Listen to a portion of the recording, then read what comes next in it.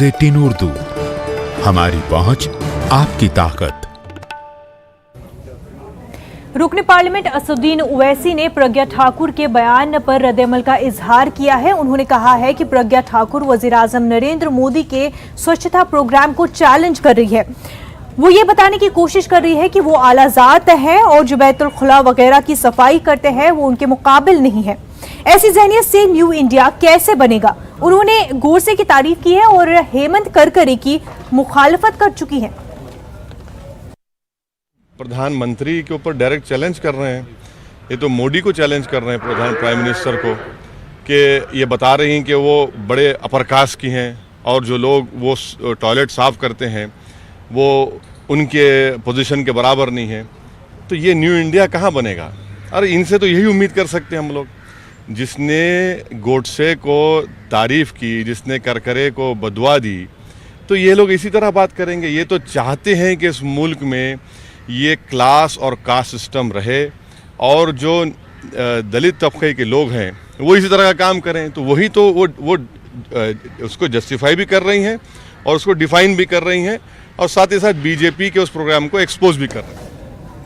जम्मू कश्मीर में pellet gun के इस्तेमाल को लेकर के सुप्रीम कोर्ट ने हुक्म जारी किया है। सुप्रीम कोर्ट ने हाई कोर्ट को 6 हफ्तों के अंदर इस पर फैसला सुनाने को कहा है। साथ ही फैसले की कॉपी सुप्रीम कोर्ट को सौंपने का भी हुक्म जारी किया गया है। आपको बता दें, Jammu Kashmir high court bar association ने पैलेट गन के इस्तेमाल पर बैन करने का मुतालबा किया है, जिसकी मुखालफत मरकज और सेंट्रल पुलिस ने की है।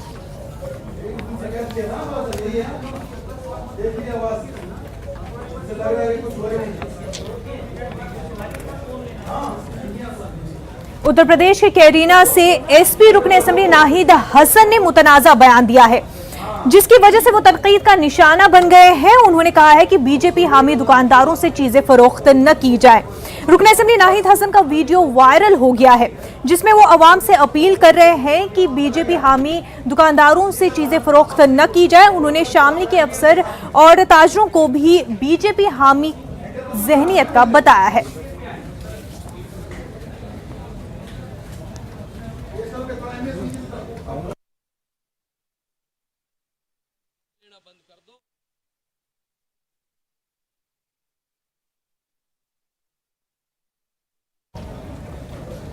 मरकजी वजीर निरंजन ज्योति ने नाहिद हसन के बयान पर न्यूज़ 18 से खास बातचीत की है। उन्होंने कहा कि ताजिर ताजिर होता है, उसकी कोई जात नहीं होती। साध्वी निरंजन ज्योति, उनसे हम बात करते हैं। मैम, कराना के जो विधायक उनका कहना है कि वे लोग जो हैं, मुस्लिम लोग जो हैं, वो बीजेपी समर्थक जो दुकानदार हैं उनसे सामान न खरीदे। कैसे देखते हैं इसे? मैं तो इतने कह सकती हूँ कि अभी तक तो व्यापारी की कोई जाति नहीं होती थी। व्यापारी व्यापारी होता है, किसान किसान होता है। इस तरह की बयानबाजी करना, मुझे लग रहा है कि व्यापारियों के बीच में एक दीवार खड़ी करना और सौहार्द बिगाड़ने का काम, जिस तरह की बयानबाजी हो रही है, अच्छा नहीं है। हाँ, सेल्फ डिफेंस में सेल्फ डिफेंस के लिए पिस्तौल खरीदने की भी सलाह दी जा रही है। ये जो भी बयानबाजियाँ हो रही हैं, ये देश को तोड़ने के बयान हैं। मैं समझती हूँ कि ऐसे बयानबाजी करने वालों के ऊपर सरकार को संज्ञान लेना चाहिए। ठीक है, बहुत धन्यवाद। कैमसन मुनमुन सिंह के साथ विनीत कुमार, न्यूज़ 18 दिल्ली। जस्टिस अकील कुरैशी को मध्य प्रदेश का चीफ जस्टिस बनाने में ताखीर का मामला सुर्खियों में है।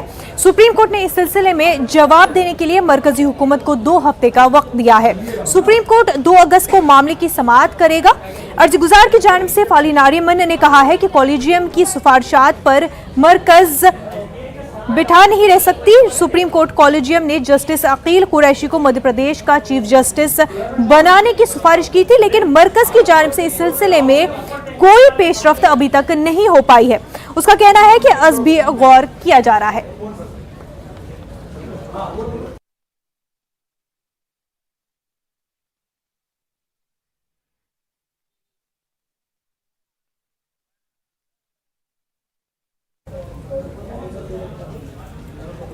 बीजेपी लीडर ने वंदे मातरम को कौमी तराना बनाने का मुतालबा किया है। इस सिलसिले में बीजेपी लीडर अश्विनी उपाध्याय ने दिल्ली हाई कोर्ट में वादे-आमा दाखिल की है। अर्जीगुजार का कहना है कि जनगण मन और वंदे मातरम को फरोग दिया जाए। इस सिलसिले में पॉलिसी वज़ह करने के लिए अदालत हुकूमत को हिदायत दे।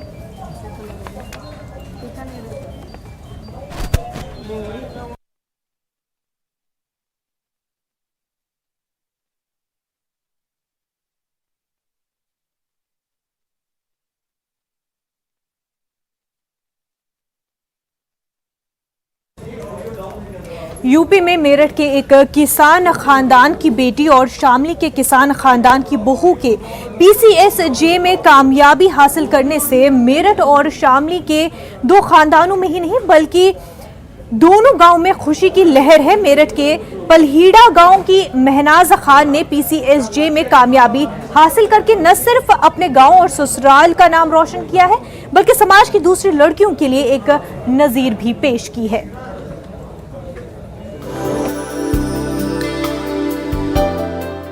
पीसीएसजे में कामयाबी हासिल करने वाली मिन्हाज खान के वालिद ने महज 8वीं जमात तक तालीम हासिल की, लेकिन अपने बच्चों को आला तालीम से आरास्ता किया।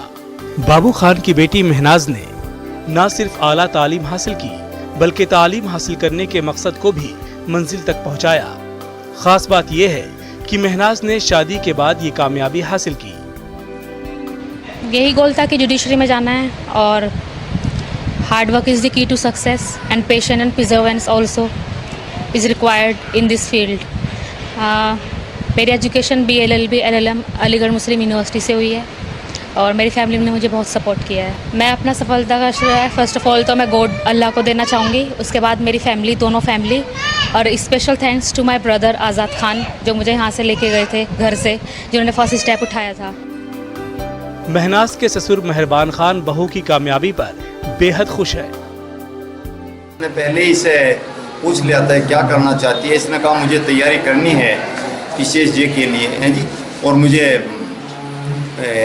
कोचिंग करना है इसके लिए। हमने इसे तैयारी के लिए पूछा कहाँ जाना है, अलीगढ़। हमने इसको अलीगढ़ भेज दिया और बस हमने तो खाली से कोऑपरेट किया, बाकी तो इसी ने किया है, सब इसका मुकद्दर था। महिलाओं को यही संदेश देना चाहूँगी कि कुछ हट के सोचना चाहिए और कुछ अच्छा सोचो। ये सोचो कि हम इस समाज में आए क्यों हैं, कि क्या पर्पस था हमारा, क्रिएशन क्यों है। शादी के बाद जहां लड़कियां घरेलू जिम्मेदारियों और समाजी दायरों में महदूद होकर रह जाती हैं, वहीं महनाज जैसी बेटियां अब अपने हौसले, जज्बे और मेहनत से दूसरों के लिए एक मिसाल बन जाती हैं। Bureau report, news 18। कहा जाता है कश्मीर से जिसका एक बार रिश्ता जुड़ जाता है वो यहीं का होकर रह जाता है।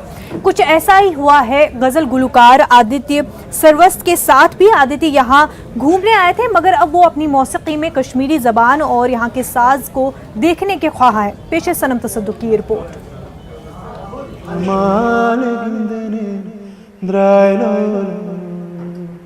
हे आया हूँ मैं प्यार का नगमा सुनाने, सारी दुनिया को एक सुर में सजाने, सबके दिलों से नफरत को मिटाने।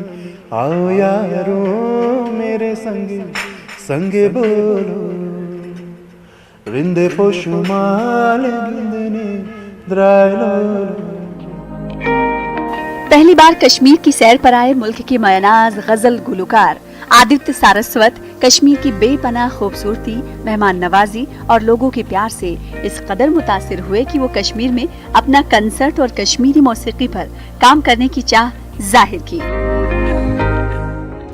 बनारस से ताल्लुक रखने वाले आदित्य चंद कश्मीरी दोस्तों के इसरार पर यहाँ सिर्फ घूमने आए थे, मगर गुलमर्ग, पहलगाम और डल झील के पुरकैफ फिजाओं ने आदित्य को इस कदर महसूस किया कि वो बॉलीवुड की चकाचौंध को भूलकर कश्मीर के कुदरती नजारों में खो गए। बहुत अच्छे लोग हैं, इतना अपनापन महसूस हो रहा है इन लोगों के बीच में रह के। They are very helping nature, बहुत लविंग। जिस तरीके से वो महसूस ही नहीं हो रहा है एक कहीं दूसरी जगह से आके यहाँ पे इन लोगों के बीच में पहले से इनको जानते ही नहीं है आप, ऐसा बिल्कुल अपनापन, पहले से जान पहचानो, वो वाली फीलिंग आ रही है। सुर तो वहाँ भी बैठ कर लगाना है, यहाँ लगाना है, पर यहाँ सुकून है और दिल करता है कि और बैठ के गाना बजाना। आदित्य ने महज 6 साल की उम्र से गजल गाना शुरू किया। बनारस में कई उस्तादों की शागिर्दी में रहकर अपनी हुनर को परवान चढ़ाया और अपनी अलग पहचान बनाई। इन्हें 2 मर्तबा कौमी एजाज से भी नवाजा गया। गजल मेरा जो एक टर्निंग पॉइंट आया भजन गाते गाते, फिल्मी गाने गाते गाते, एक वक्त बाद गुरुजी से जब बैठे उनसे सीखना शुरू किया तो गज़ल एक आध बार उन्होंने 2-3 गज़लें देखी, इसको भी तैयार करो ये भी गाने के लिए। वो उस वक्त थोड़ा सा ये हुआ कि ये गज़ल तो कुछ अलग चीज़ है, तो वहाँ पे मेरा थोड़ा सा फोकस गज़ल पे ज़्यादा हो गया। आदित्य सारस्वत रिवायती गजल गायकी से हटकर गजल को आम फहम और हल्की फुल्की धुनों में गाने की कोशिश में हैं। वो कश्मीरी जबान में अपनी आवाज का जादू बिखेरना चाहते हैं। किसी से जुड़ी हुई कोई भी चीज़ को आप ये नहीं कह सकते कि वो बहुत अच्छी है, वो बहुत ख़राब है। It's all about taste, you know. Taste की बात है, किसको क्या पसंद है। और गज़ल की जहाँ तक बात है तो ये एक बहुत ही डेलिकेट सब्जेक्ट है म्यूज़िक का, और इसके लिसनर्स जो हैं मास भी हैं पर क्लास भी हैं। कश्मीर शुरू से ही बॉलीवुड के लिए कशिश का मरकज रहा है। जहां मकामी लोग अच्छे सयाहती सीजन की तमन्ना करते हैं, तो वहीं वो ये भी चाहते हैं कि कश्मीर में फिल्म सनत से जुड़ी शख्सियात, मौसीकार और गुलकारों की आमद भी होती रहे। न्यूज़ 18 उर्दू के लिए श्रीनगर से सनम तसद्दुक की रिपोर्ट। इस वक्त की बड़ी खबर मालेगांव से मुतल्लिक 2008 मालेगांव धमाका मामला है। ये बॉम्बे हाई कोर्ट में समाअत मुलतवी हो गई है। लेफ्टिनेंट कर्नल पुरोहित की अर्जी पर समाअत मुलतवी कर दी गई है। गवाहों के गैर तहरीफ शुदा बयान की नकल फराहम करने की अपील। कर्नल पुरोहित ने अदालत से ये अपील की है। आपको बता दें, बॉम्बे हाई कोर्ट में समाअत मुलतवी हो चुकी है। लेफ्टिनेंट कर्नल पुरोहित की अर्जी पर समाअत मुलतवी हुई है। गवाहों के गैर तहरीर शुदा बयान की नकल फराहम करने की अपील की गई है। कर्नल पुरोहित ने अदालत से यह अपील की है, जिसको लेकर के बॉम्बे हाई कोर्ट में समाअत अब मुलतवी हो गई है।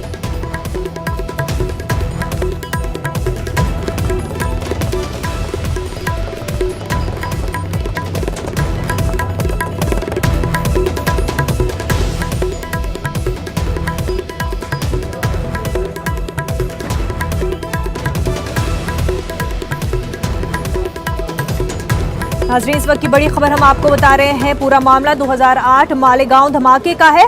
बॉम्बे हाई कोर्ट में समाअत मुलतवी हो गई है। लेफ्टिनेंट कर्नल पुरोहित की अर्जी पर समाअत मुलतवी हुई है। कर्नल पुरोहित ने अदालत से अपील की है कि गवाहों के गैर तहरीफ शुदा बयान की नकल फराहम की जाए। उसको लेकर के बॉम्बे हाई कोर्ट ने समाअत मुलतवी कर दी है।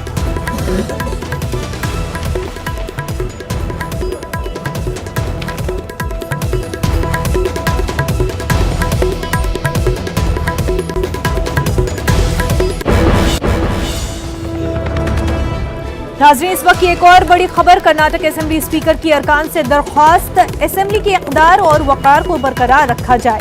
कार्रवाई में रखना अंदाजी की कोशिश से गुरेज किया जाए। अरकान असेंबली की छवि बिगड़ती है, ऐसा स्पीकर का कहना है। स्पीकर ने कहा, तय वक्त पर ध्यान दें, एतमाद के वोट की कार्रवाई आज ही पूरी करनी है।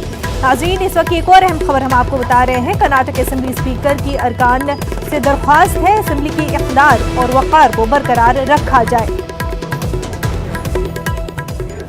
हमारे साथ हमारे नुमाइंदे रूफ इस वक्त हमारे साथ जुड़ चुके हैं। रूफ, जिस तरह से स्पीकर का कहना है कि जो वोट होना है वो आज ही होगी, वोट की कार्रवाई आज ही मुकम्मल की जाएगी, लेकिन साथ ही स्पीकर ने समन भी जारी किया है कल के लिए जो बाकी अरकान है उनको, तो कैसे मुमकिन होता हुआ दिखाई दे रहा है?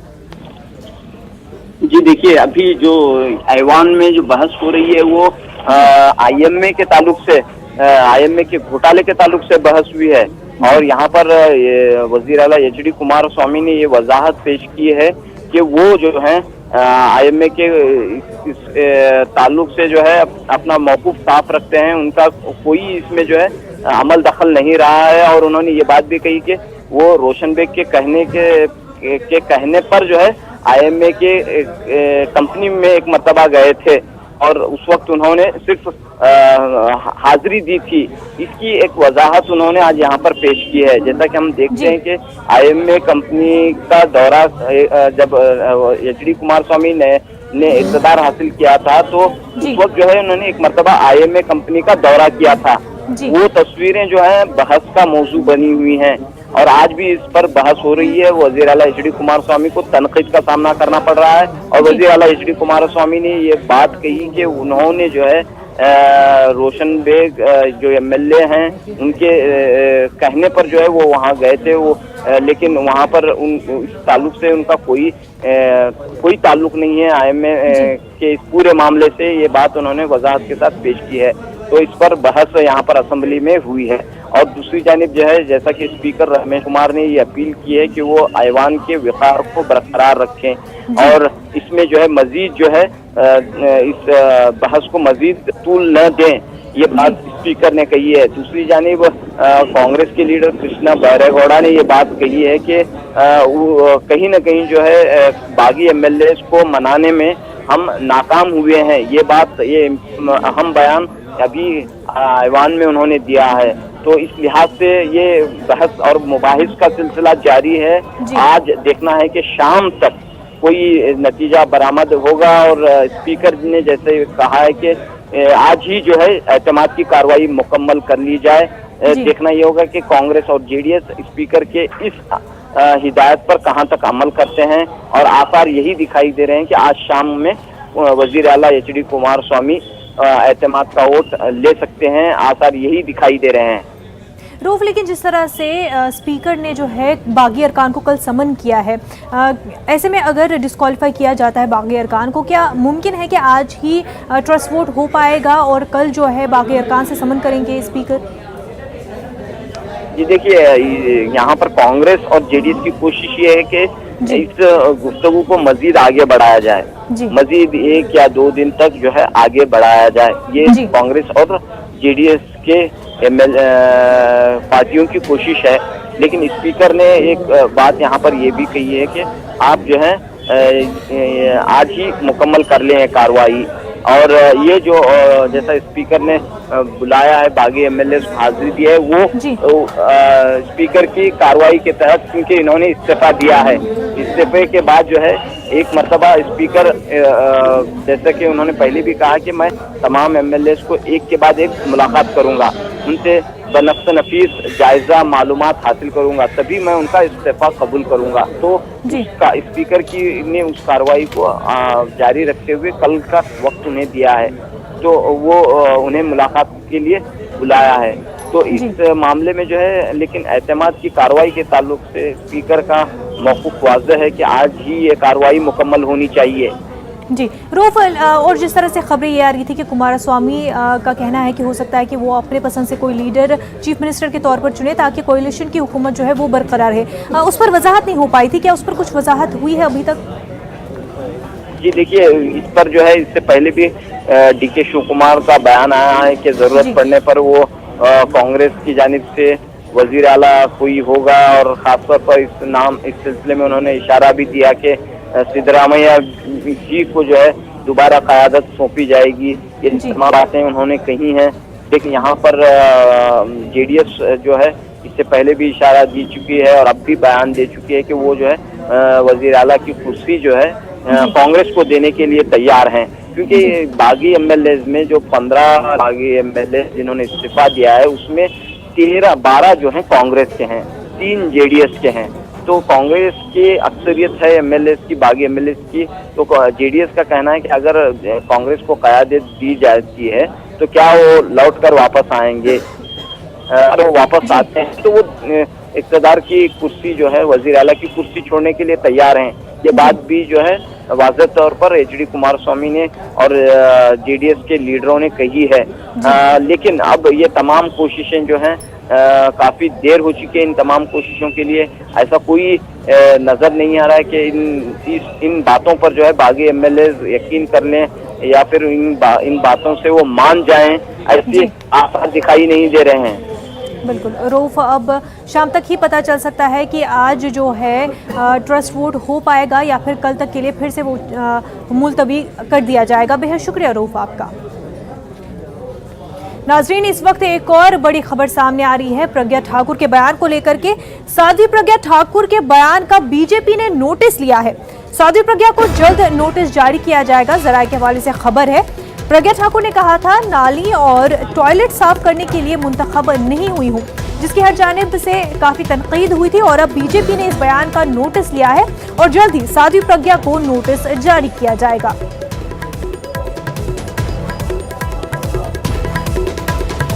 इस वक्त की एक और अहम खबर हम आपको बता रहे हैं। बीजेपी ने साध्वी प्रज्ञा के बयान को लेकर के नोटिस लिया है और जल्द ही साध्वी प्रज्ञा को नोटिस जारी किया जाएगा। साध्वी प्रज्ञा ने कहा था नाली और टॉयलेट साफ करने के लिए मुंतखब नहीं हुई हूं।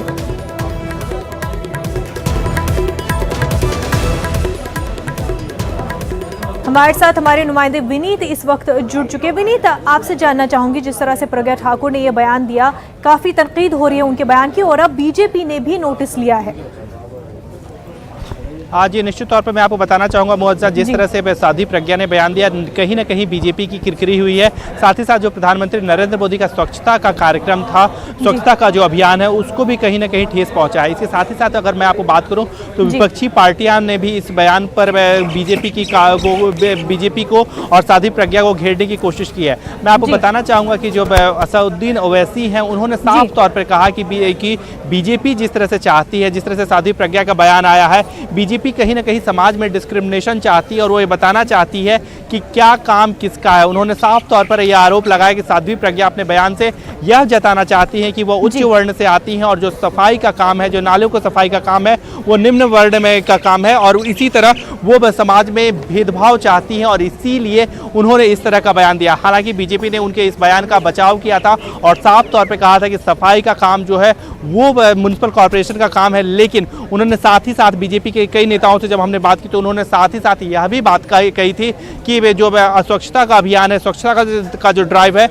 वो सभी को इसमें शामिल होने की बात है उन्होंने कही थी। उन्होंने साफ तौर पे कहा था कि प्रधानमंत्री नरेंद्र मोदी का जो विजन है, स्वच्छता का जो विजन है, उसे जन आंदोलन का विजन है और वो चाहते हैं कि समाज के सभी लोगों को इसमें शामिल किया जाए। एक मैं बात यह भी बताना चाहूँगा कि अब से कुछ दिन पहले लोकसभा अध्यक्ष ओम बिरला ने एक स्वच्छता ड्राइव शुरू की थी, संसद भवन में स्वच्छता ड्राइव शुरू की थी, जिसमें संसद के सभी कर्मचारियों और सांसदों इसमें शामिल हुए थे और साफ तौर पर यह उन्होंने संदेश देने की कोशिश की थी कि स्वच्छता अभियान जो है वो सबके लिए है और सबको इससे जुड़ा रहना चाहिए। तो निश्चित तौर पर अगर ऐसे में साध्वी प्रज्ञा का इस तरह का बयान आता है तो निश्चित तौर पर बीजेपी के लिए कहीं ना कहीं किरकिरी की बात है और जो हमारे सूत्र हमें बता रहे हैं उसके अनुसार साध्वी प्रज्ञा को बीजेपी नोटिस भी दे सकती है। जी बिल्कुल विनीत, और इससे पहले भी साध्वी प्रज्ञा जो है काफी मुतनाज़ा बयान दे चुकी है, जिसको लेकर वज़ीर-ए-आज़म नरेंद्र मोदी ने कहा था कि कभी दिल से उनको माफ नहीं कर पाएंगे, लेकिन एक्शन कोई नहीं लिया गया था। क्या आज भी इस बार भी सिर्फ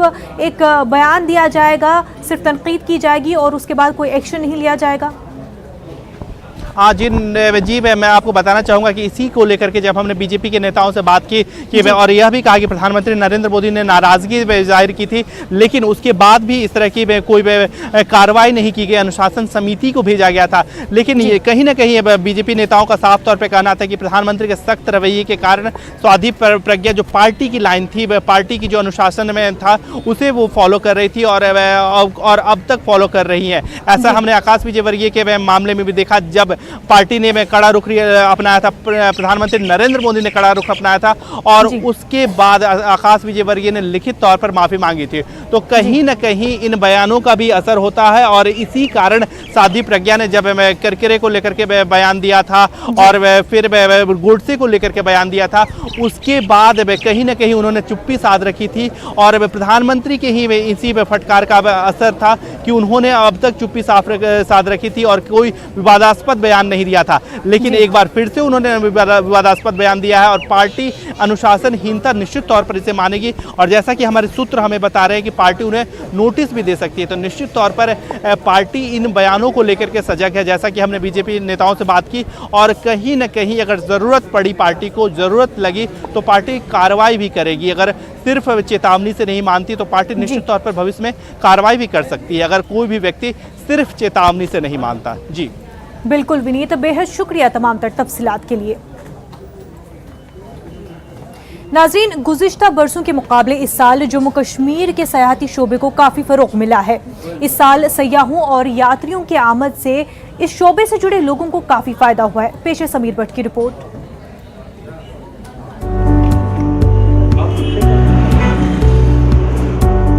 मौसम गर्मा के दौरान वादी आने वाले सयाहों में हुए इजाफे से इस सनत से जुड़े लोगों को काफी फायदा हो रहा है। सयाहती शोबे से मुंसलिक अफराद के कारोबार में काफी इजाफा हुआ है।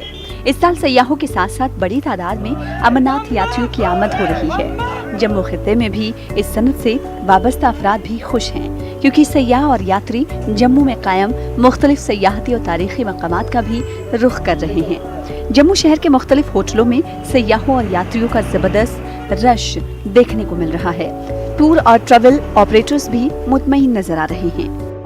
जम्मू हो, कश्मीर हो, लद्दाख हो, हम तो डिपेंडेंट, चाहे वो डोमेस्टिक टूरिस्ट है, चाहे वो पिलग्रिम टूरिस्ट है, हम तो डिपेंडेंट ही बिल्कुल। हमारा ट्रांसपोर्टर, छोटा छोटा दुकानदार भी डिपेंडेंट इसी पे है। यही टूरिज्म इंडस्ट्री जो है, इसको इस बार बहुत अच्छा है, मैं तो कहूँगा बहुत अच्छा है। आगे भगवान ऊपर वाला भोलेनाथ कृपा रखे। यात्रा भी इस बार अच्छी हो रही है और यात्रा से भी हमारे जो टैक्सी इंडस्ट्री है या होटल वाले हैं या रेड़ी फड़ी वाले, उनको जम्मू में भी काफ़ी फ़ायदा हुआ है।